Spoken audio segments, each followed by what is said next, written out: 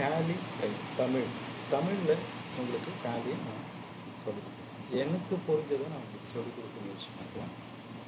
Tally prime அப்படின்றது ஒரு accounting software தான், சரிங்களா? அதே மாதிரி நம்ம இந்தியாவில் சில சாஃப்ட்வேர் அக்கௌண்ட்ஸ் எழுதுறதுக்கான சாஃப்ட்வேர்ஸ் இருக்குது. அது என்னென்னா ஜோகோ புக்ஸ், வியாபார், குட் புக்ஸ், இந்த மாதிரி சாஃப்ட்வேர் அக்கௌண்ட்ஸ், அந்த பிஸ்னஸ் உள்ள அக்கௌண்ட்ஸ், வரவு செலவு கணக்குள்ள எழுதுறதுக்கான அக்கௌண்டிங் சாஃப்ட்வேர்ஸ் இருக்குது.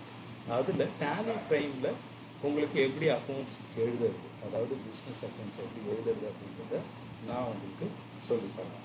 இப்போது டேலி ப்ரைம் அப்படின்றது உங்களுக்கு டேலியிலேருந்து உங்களுக்கு ஜென்ரேஷன் சில மாற்றங்கள் அடைஞ்சு இப்போ டேலி ப்ரைம் 4.1 வரைக்கும் இருக்குது, சரிங்களா? இதில் நம்ம அக்கௌண்ட்ஸ் எப்படி எழுத போகிறோம் அப்படின்றத நம்ம பார்க்கலாம். சரி, நம்மளை பொறுத்த வரைக்கும் நம்ம 2 டைப்ஸ் பிஸ்னஸ் தான் இருக்குது. அதில் நம்ம பொருளை விற்கிறது மூலயமா ஒரு பிஸ்னஸ், இன்னொன்று சர்வீஸ் கொடுக்கறது மூலமா பிஸ்னஸ், அதாவது வருமானம், சரிங்களா? நம்ம 2 பிஸ்னஸ் தான், ஒன்று சர்வீஸ் கொடுப்போம், இல்லைன்னா பொருளை விற்போம். இப்போ உதாரணத்துக்கு அந்த ஸ்க்ரீனில் தெரிகிற படத்தை பார்த்தீங்கன்னா டென்னிஸ் பேட் விற்கிறாங்க, அது சர்வீஸ் ஓரியன்ட் என்ன வரும்னா கோச்சு அதுக்கு டென்னிஸ்க்குள்ளான சர்வீஸ் கொடுக்குறாரு. ஃபோனை விற்கிறாங்க, பொருளை விற்கிற பிஸ்னஸ், அதே அந்த ஃபோனை ரிப்பேர் அண்ட் மெயின்டெனன்ஸ் பண்ணுறதுக்கு உண்டான சர்வீஸ். டிவி விற்கிறாங்க, டிவி ரிப்பேர் சர்வீஸ் விற்கிறாங்க. அதே மாதிரி காரை விற்கிறாங்க, அதுக்கு காரை சர்வீஸ் பண்ணுறாங்க. ஒன்று சர்வீஸ் பண்ணுறதுக்கு பில்லை கொடுப்போம், இன்னொன்று ப்ராடக்டை விற்றதுக்கான பில்லை கொடுப்போம். 2 டைப் பிஸ்னஸ் தான். நம்ம பொறுத்த வரைக்கும் என்ன, ஃபஸ்ட்டு நீங்கள் நம்மளுக்கு ஒரு பிஸ்னஸ் அப்படின்றத மாதிரியே நம்ம நினச்சிக்கலாம். இல்லை நீங்கள் ஒரு கம்பெனியில் அக்கௌண்டன்ட் தான் நான் இருக்கேன், எப்படி அக்கௌண்ட்ஸ் எழுதணும் இந்த சாஃப்ட்வேரில் அப்படின்றத நம்ம பார்த்துக்கலாம், சரிங்களா? டேலியை பொறுத்த வரைக்கும் எப்படின்னா, நான் என்னோட பிஸ்னஸ், நான் ஒரு பிஸ்னஸ் ஸ்டார்ட் பண்ண போகிறேன், அதை இந்த புக்கில் இருக்க அக்கௌண்ட்ஸ் எழுத போகிறேன் அப்படின்றது நான் அப்படியே உங்களுக்கு சொல்லிக் கொடுக்குறேன். அது மூலிமா நானும் நான் எப்படி புரிஞ்சுக்கிட்டோமோ அதே மாதிரி நான் உங்களுக்கு சொல்லிக் கொடுக்க முயற்சி பண்ணுறேன். ப்ரொஃபைல்ன்றது உங்களுக்கு என்னென்னா, என்னோட கம்பெனியோட நேம், அந்த கம்பெனி எந்த இடத்துல இருக்குது, அதோட கான்டாக்ட் டீட்டெயில்ஸு, அதோட ஃபினான்ஷியல், சரிங்களா? என்னென்னா கம்பெனி நேம், நான் என்னோட ஏபிசி கம்பெனி க்ரியேட் பண்ணியிருக்கேன், அது எந்த அட்ரஸில் இருக்குது, அது கான்டாக்ட் நம்பர், இந்த ஃபினான்ஷியல் இயர் அப்படின்றது மட்டும் ரொம்ப முக்கியமான ஒன்று. என்னென்னா நம்மளோட ஃபினான்ஷியல் இப்போ இந்த வருஷத்துக்குள்ளான ஃபினான்ஷியல் இயர் என்னென்னா 1/4/2024 to 31/3/2024, 12 மந்த் கணக்கு. அதாவது நம்ம புக்கோட வரவு செலவு கணக்கை நம்ம balance sheet, profit and loss account எல்லாமே நம்ம சப்மிட் பண்ணுறது ஒரு வருஷத்துக்கு 12 மாதங்களுக்கு உண்டானதாக இருக்கும். அதுதான் இந்த ஃபினான்ஷியல். இப்போ போன வருஷத்தோட ஃபினான்ஷியல் இயர் என்ன, 1/4/2023 to 31/3/2024. இது உங்களுக்கு கிளியராக புரிஞ்சிருக்கா? மறுபடியும் சொல்கிறேன். நம்ம ஃபினான்ஷியல் இயர் அப்படின்றது நம்ம இந்தியாவை பொறுத்த வரைக்கும் 12 மாதன்றது ஏப்ரல்லேருந்து ஆரம்பிக்கும், மார்ச் நெக்ஸ்ட் இயர் மார்ச்சில் முடியும், சரிங்களா? சரி, இந்த ஸ்க்ரீன்ஷாட்டில் இருக்குது பார்த்தீங்கன்னா டேலியில் இந்த மாதிரி தான் டேலியில் நம்ம க்ரியேட் பண்ணுவோம். இப்போ நம்ம டேலியிலேயே நம்மளுக்கு க்ரியேட் பண்ணுறதை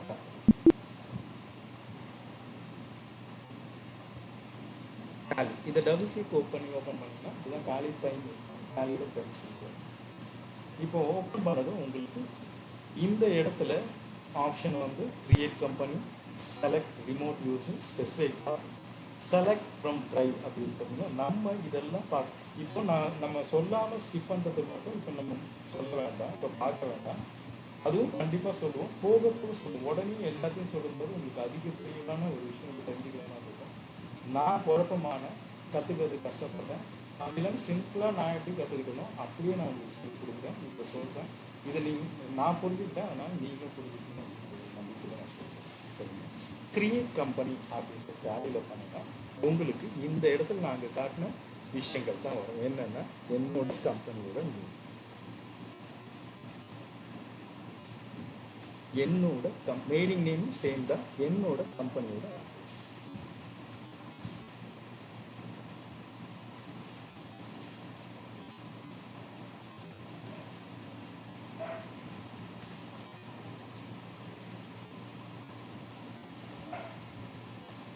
அடுத்தது என்னோட கம்பெனி எந்த ஸ்டேட்டில் இருக்குது, இது டேலியில் டிஃபால்ட்டாக இருக்கும், நீங்கள் டிஸ்பிளே பண்ணிக்கலாம். அதுக்கப்புறம் என்னோட கம்பெனியோட எந்த அட்ரஸில் இருக்கோ அதோட பின். எந்த கண்ட்ரியில் இருக்குது என்னோட கம்பெனின்றது இந்தியாவில். பார்த்தீங்கன்னா இந்தியாவில் இதே மாதிரி எந்தெந்த கண்ட்ரியில் வந்து இந்த சாஃப்ட்வேர் யூஸ் பண்ணுறாங்களோ அந்தந்த கம்பெனிக்கு உண்டான அக்கௌண்ட் சம்மந்தமான விஷயங்கள் போக போக நிறைய எந்தெந்த கண்ட்ரியில் அதுக்கு உண்டான நாம்ஸு, அதுக்கப்புறம் ஸ்டாச்சுரேட் சம்மந்தமான விஷயங்கள்லாம் இந்தந்த கண்ட்ரியில் இந்த டேலியை யூஸ் பண்ணுற அளவுக்கு அதுக்கு சம்மந்தமான சாஃப்ட்வேர் ரெடி பண்ணியிருக்காங்க. அதனால் இங்கே செலக்ட் ஆகி காட்டுது. அதில் உதாரணத்துக்கு ஸ்டார்டிங் வந்து இந்தியாவில் மட்டும் தான் இருக்குது, அதுக்கப்புறம் ஸ்ரீலங்காவில் இருக்குது, அதுக்கப்புறம் இத்தனை கண்ட்ரியில் டேலியை யூஸ் பண்ணுற அளவுக்கு நம்ம ரெடி பண்ணியிருக்காங்க. சரிங்களா? இப்போது என்னோடய பிஸ்னஸ் வந்து நான் இந்தியாவில் தான் பண்ணுறேன். என்னோடய பின்கோட், அதுக்கப்புறம் டெலிஃபோன் நம்பர், மொபைல் நம்பர், இதெல்லாம் என்னோடய ப்ரொஃபைல் தான். ஃபேக்ஸ் நம்பர் அப்படின்றது உங்களுக்கு தெரியும். சில பேருக்கு நிறைய பேருக்கு இது ஃபேக்ஸ் நம்பர் அப்படின்றது தெரியல. ஃபேக்ஸ்னால் இப்போது 2 படங்களை மட்டும் நான் சொல்லுவேன். ரமணான்ற படத்தில் வந்து அந்த ஃபேக்ஸ் மெசேஜ் அனுப்புகிறோம், இந்த இடத்துல நம்ம நாளைக்கு விஷயங்கள் பண்ண போகிறோம்னு சொல்லிட்டு ஃபேக்ஸ் வரும். அதுக்கப்புறம் சதுரங்க வேட்டை சொல்லிட்டு ஒரு படத்தில் என்னென்ன குற்றங்கள் பண்ணியிருக்காங்க ஒரு போலீஸ் வந்து பஞ்ச் அப்படியே வந்துகிட்டே இருக்கும். அந்த அதுதான் ஃபேக்ஸ். இங்கேருந்து நம்ம டெலிஃபோன் மாதிரியே தான் இருக்கும், அது கொஞ்சம் பெருசாக இருக்கும். அதில் அந்த பேப்பரை நம்ம இன்சர்ட் பண்ணிவிட்டு அந்த நம்பருக்கு உண்டான ஃபேக்ஸ் நம்பரை கொடுத்தாங்கன்னா நம்பர் ஃபோன் நம்பர் மாதிரியே தான் இருக்கும், லேண்ட்லைன் நம்பர். அந்த நம்பரை இங்கே டைப் பண்ணிவிட்டு நம்ம இங்கே அந்த மிஷினில் டைப் பண்ணி அப்படின்னா நம்ம ஸ்டாம்ப் மிஷின் அங்கே ஆட்டோமேட்டிக்காக போகும். இப்போ ஃபேக்ஸ் மிஷின் நிறைய இடத்துல யூஸ் பண்ணுறது, வாட்ஸ்அப் நிறைய விஷயத்தில் அட்வான்ஸ் பண்ணிக்கிறது. மெயில் ஐடின்றது உங்களுக்கு தெரியும். மெயில் ஐடினா என்ன கொடுக்கணும், வெப்சைட்னா என்ன, இந்த கம்பெனிக்கு வெப்சைட் இருந்ததுன்னா வெப்சைட். இந்த ஃபினான்ஷியல் இயர் அப்படின்றது நான் சொன்னால் பார்த்தீங்கன்னா எந்த ஃபினான்ஷியல் இயரில் நான் பிஸ்னஸ் பண்ணுறேன், பிஸ்னஸாக அக்கௌண்ட்ஸ் நான் எவ்வளோ போகிறேன், அதுதான் நம்ம இங்கே ஃபினான்ஷியல் இயர் பிகினிங் ஃப்ரம், அதாவது எந்த வருஷம் நான் ஸ்டார்ட் பண்ணுறேன், இந்த வருஷம் தான் நான் ஸ்டார்ட் பண்ணுறேன். அதனால் 1/4/2024 புக் பிகினிங் ஃப்ரம் அப்படின்னு இருக்கு இல்லையா. நான் இந்த ஃபினான்ஷியல் இயரில் ஸ்டார்ட் பண்ணேன், என்னோட புக் செப்டம்பரில் நான் பிஸ்னஸ் ஸ்டார்ட் பண்ணேன். அங்கே September 1, 2024 நான் கொடுத்துருக்கேன். அந்த இடத்துல கொடுக்காமல் இருந்தாலும் எந்த பிரச்சனையும் இல்லை, சேம் டேட்டும் கொடுக்கணும். அதுக்கப்புறம் எடிட் லாக் இதெல்லாம் நம்ம அடுத்தடுத்து பார்ப்போம். நம்ம இப்போ என்ன சொல்கிறோமோ அது மட்டும் பார்ப்போம். அதுக்கப்புறம் பிறகு போக போக இதை நம்ம விஷயங்களை நிறைய பார்த்துக்கலாம். சரிங்களா? அப்போதான் உங்களுக்கு இன்னும் டீப்பாக புரியும். அந்த இடத்துல சொல்லும்போது உங்களுக்கு புரியும். சரிங்களா? மற்றதெல்லாம் நம்ம எதுவும் பார்க்க வேண்டாம், எல்லாமே என்டர் பண்ணிட்டோம். என்டர் பண்ணிங்கன்னா டேலியில் என்டர் அடுத்து வரும். அதுக்கப்புறம் நீங்கள் அக்செப்ட் பேக் ஸ்பேஸ் போனீங்கன்னா உங்களுக்கு டேலியில் பேக் ஸ்பேஸ் இருந்ததுன்னா பேக் அந்த ஆப்ஷன் போகும், பின்னாடி போகும். எஸ்கே பண்ணிங்கன்னா டோட்டலாக வெளியே வரும். சரிங்களா? அந்த மாதிரி என்டர் பண்ணிட்டோம்னா கடைசியில் நம்ம முடிச்சிட்ட பிறகு ஃபில் பண்ணிட்டோம். அதாவது என்னோட கம்பெனியோட ப்ரொஃபைலை நான் ஃபில் பண்ணிட்டேன். ஃபில் பண்ணிட்ட பிறகு அக்செப்ட் எஸ்ஆர்னு கேட்குது, டேலியில் கேட்கும். ஒய்ன்னு கொடுத்தீங்கன்னா எஸ், என்னன்னு கொடுத்தீங்கன்னா என்டர் கொடுத்தீங்கன்னா அக்செப்ட். ஓகேவா? இந்த விஷயம் நம்ம பார்க்க வேண்டாம், எஸ்கேப் பண்ணிக்கணும், ஸ்கிப் பண்ணிக்கணும். சரிங்களா? இதை போக போக கண்டிப்பாக பார்ப்போம், அப்போ தான் உங்களுக்கு தெளிவாக புரியும். சரிங்களா?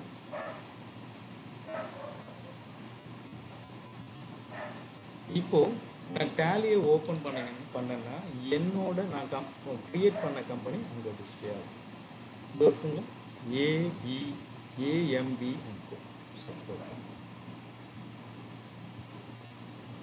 சரி, இந்த ப்ரொஃபைல் தான் நம்ம கிரியேட் பண்ணியிருக்கோம். அடுத்தது சரி, நான் ஒரு பிஸ்னஸ் பண்ணுறேன். என்னோட பிஸ்னஸ் வந்து என்னென்னா, நான் ஒரு கம்பெனி ஒருத்தருக்கு அந்த டிவியை வாங்கி நான் விற்கிற பிஸ்னஸை பண்ணுறேன். சரிங்களா?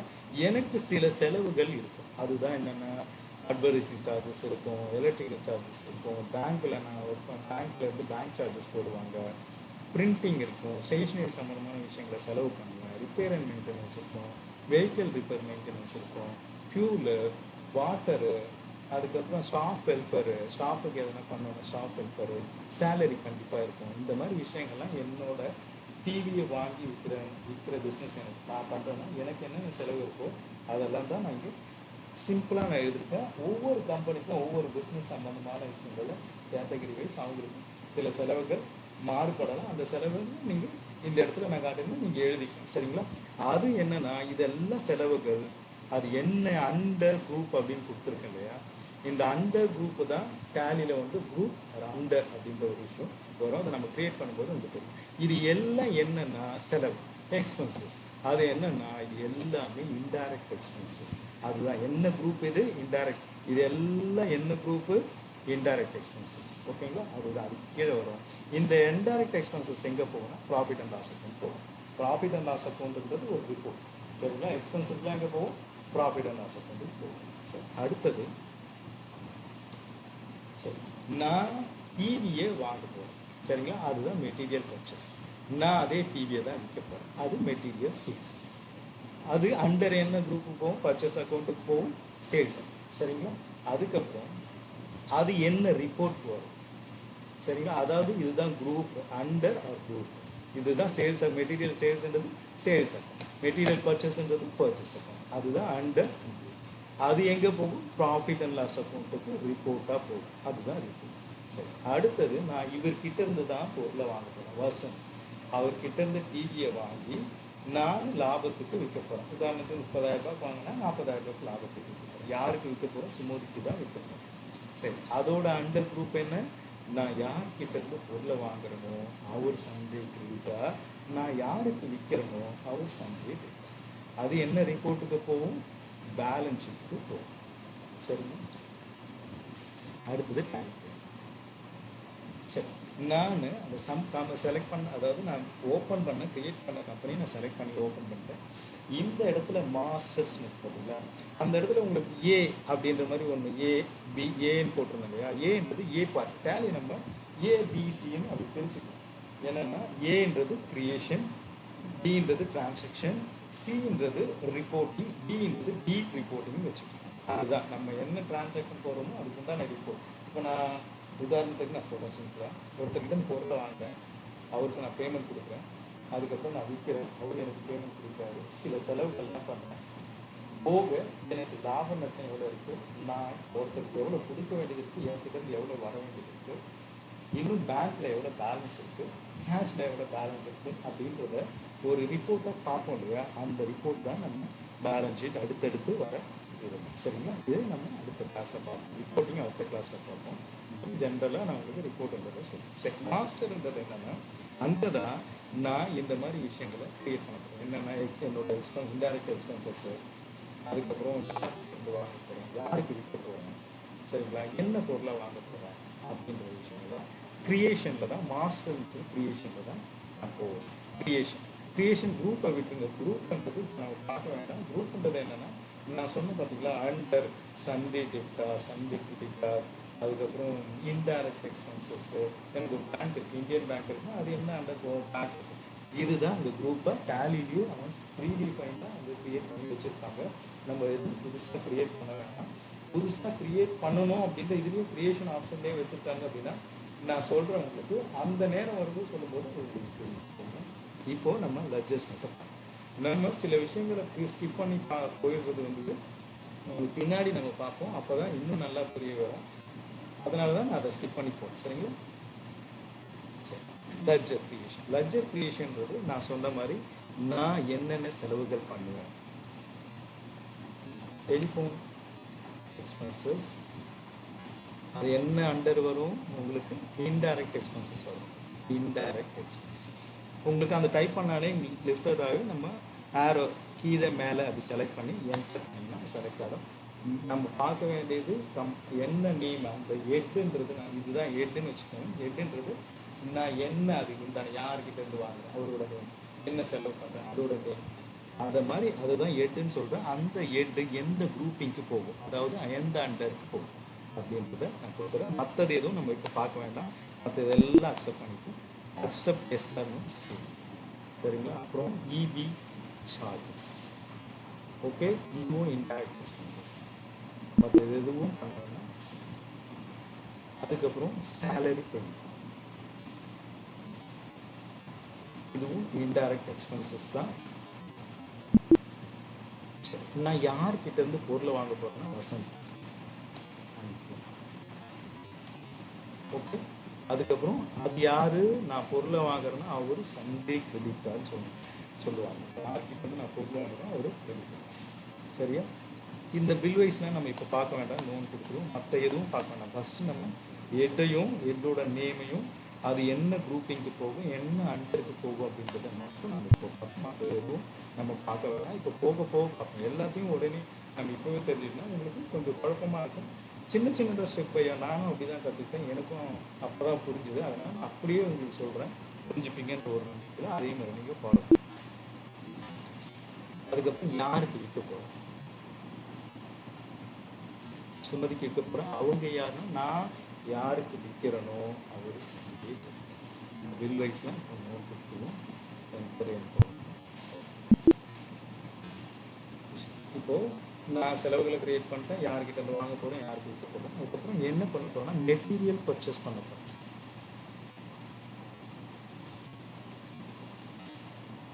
அண்டர் என்னன்னா இது பர்ச்சேஸ் அக்கௌண்ட்.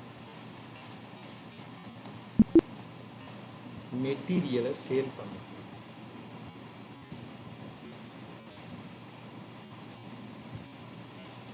அது சேல்ஸ் அக்கௌண்ட். அண்டர் இந்த குரூப்பிங் பண்ணுறது தான் நம்மளுக்கு முக்கியம். அது நான் உங்களுக்கு மெட்டீரியல் சேல்ஸ் சேல்ஸ் ஆகும். ஓகேங்க. அதுக்கப்புறம் இதெல்லாம் நம்ம க்ரியேட் பண்ணிட்டோம். அடுத்ததாக நான் இன்னொரு விஷயம், நான் எஸ்கேப் பண்ணி வெளியே வந்தீங்கன்னா இன்னொரு க்ரியேட்ன்ற ஆப்ஷனில் கீழே இன்வென்ட்ரி, நான் எந்த பொருளை வாங்கி விற்க போகிறேன் அதுதான் நம்ம இன்வென்ட்ரி. இப்போது இன்வென்ட்ரின்றது என்னென்னா ஸ்டாக் மெயின்டைன் பண்ணுறது. நான் ஒரு 10 பொருளை வாங்குகிறேன், 10 டிவியை வாங்குகிறேன், 8 விற்கிறேன், பேலன்ஸ் எனக்கு எத்தனை டிவி இருக்குது அப்படின்னு பார்க்கணுன்னா இந்த ஸ்டாக்கை நம்ம மெயின்டைன் பண்ணணும். இதுக்கு முன்னாடி வந்த டேலியில் வந்து ஒரு பழைய வருஷம் ஓல்டு வருஷம் என்னென்னா ஃபஸ்ட்டு அக்கௌண்ட்ஸ் ஒன்லி மட்டும்தான் இருக்குது. அதுக்கப்புறம் டெவலப் ஆக இன்வென்ட்ரின்னு கொண்டு வந்தாங்க. ஸ்டாக்கையும் நம்ம இந்த ஸ்டாக்கில் மெயின்டைன் பண்ணணும். சரிங்க. இப்போது ஸ்டாக் குரூப்ன்றதை நம்ம அப்போ பார்க்கலாம், ஸ்டாக் கேட்டகிரின்றதும் அப்போ பார்க்கலாம். நம்ம அடுத்தடுத்து பார்க்கும்போது அதை சொல்லும்போது உங்களுக்கு புரியும். சரி, ஸ்டாக் ஐட்டம் அப்படின்றது என்ன அப்படின்னு க்ரியேட் பண்ணிங்கன்னா டிவி தான் நான் பர்ச்சேஸ் பண்ணிட்டேன், அது பேர். ஓகேங்களா. இது அந்த ப்ரைமரியே இருக்கட்டும். சரி, இந்த இடத்துல யூனிட் அப்படின்றது இருக்குங்களா. யூனிட் அப்படின்றது என்னன்னா இந்த ப்ராடக்ட் எந்த நம்பர்ஸா இல்லை லிட்டர்ஸா, டிவி எப்பவும் நம்பர்ஸில் தான் வரும். சரிங்களா. அதனால நம்பர்ஸ்னே நம்ம கொடுத்துக்கலாம்.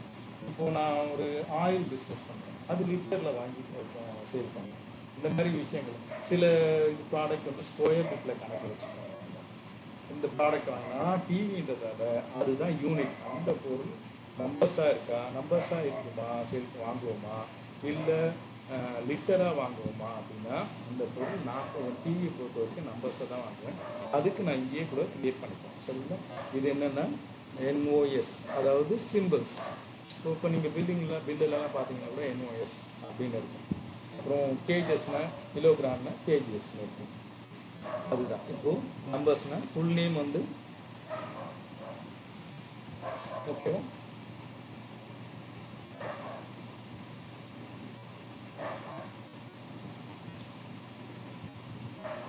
சரி, இந்த இடத்துல எதுவும் கொடுக்க வேண்டாம், நாட் அப்படி இருக்கும். சரிங்களா.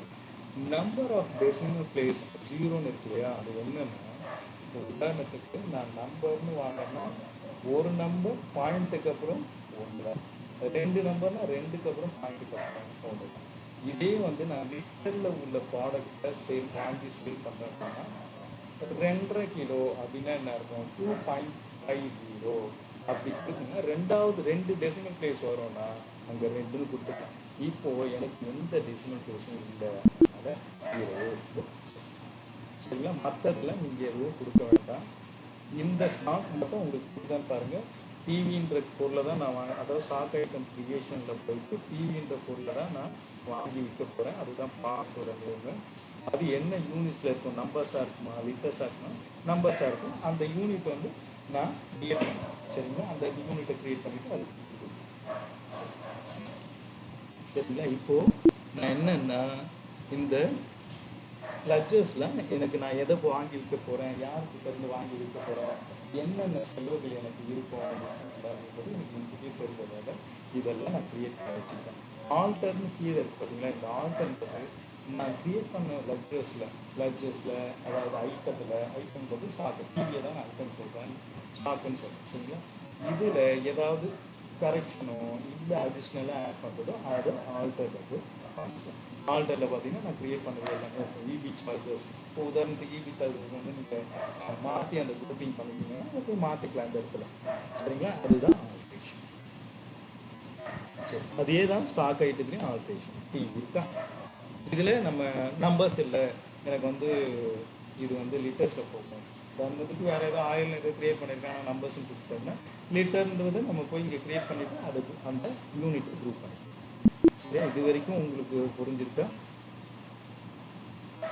இதெல்லாம் நம்ம க்ரியேட் பண்ணிட்டோம். நெக்ஸ்ட் என்னன்னா, இப்போ இன்னைக்கு நம்ம இது வரைக்கும் பார்த்த வரைக்கும் போதும். இதில் என்னென்னா உங்களுக்கு கம்பெனி க்ரியேஷன் அந்த மாதிரி விஷயங்களும் இந்த ஜஸ்ட்டு நீங்கள் லெட்ஜரை க்ரியேட் பண்ணுறது மட்டும் நம்ம சொல்லியிருக்கோம்.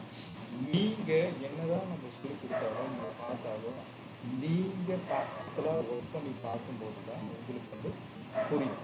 சரிங்களா? நீங்கள் எந்த நேரத்துலையும் நீங்கள் வந்து கமெண்டில் டைப் பண்ணாலும் நான் உங்களுக்கு இது பண்ணுறேன். நம்ம எனிடிஸ்க் அந்த மாதிரி சாஃப்ட்வேர்லாம் இருக்குது. நம்ம சிஸ்டம் மூலமா கூட ஷேர் பண்ணிவிட்டு நம்ம வந்து என்ன டவுட் வேணும்னா நேரடியாக கூட உங்களுக்கு சிஸ்டம் ஷேர் பண்ணிங்கன்னா கூட உங்களுக்கு எப்படி போட்டிருக்கீங்கன்றது கூட கண்டிப்பாக நான் சப்போர்ட் பண்ணுறேன். சரிங்களா? நெக்ஸ்ட் இதில் வந்து கிளாஸில் வந்து நம்ம டிரான்சாக்ஷன், அதாவது நம்ம பார்க்க சொன்னோம் பார்த்தீங்களா, ஏ பார்ட் அது வந்து மாஸ்டர்ஸ், பி பார்ட் வந்து டிரான்சாக்ஷன், சி பார்ட் வந்து ரிப்போர்ட்ஸ், மோர் ரிப்போர்ட்ஸ் அப்படின்றது டிஸ்பிளே மோர் ரிப்போர்ட்ன்றது, டி அந்த டி என்னன்னா டிபி மோர் ரிப்போர்ட்ஸ் அப்படின்னு சொல்லிட்டு வச்சுக்கலாம். அதை டி பார்ட் வச்சுக்கலாம். சரிங்களா? இப்போ நம்ம பார்த்தது ஏ பார்ட் மட்டும்தான். சி பார்ட் அப்படின்றது என்னன்னா இப்போ நம்ம 8 மட்டும்தான் க்ரியேட் பண்ணியிருக்கோம். இன்னும் டிரான்சாக்ஷன் ஆகும். டிரான்சாக்ஷன் எப்படின்னா ஃபஸ்ட்டு இப்போ உதாரணத்துக்கு நான் இந்த ப்ராடக்ட்டை இந்த டேட் அன்னைக்கு இவர்கிட்ட நான் வாங்கினேன்.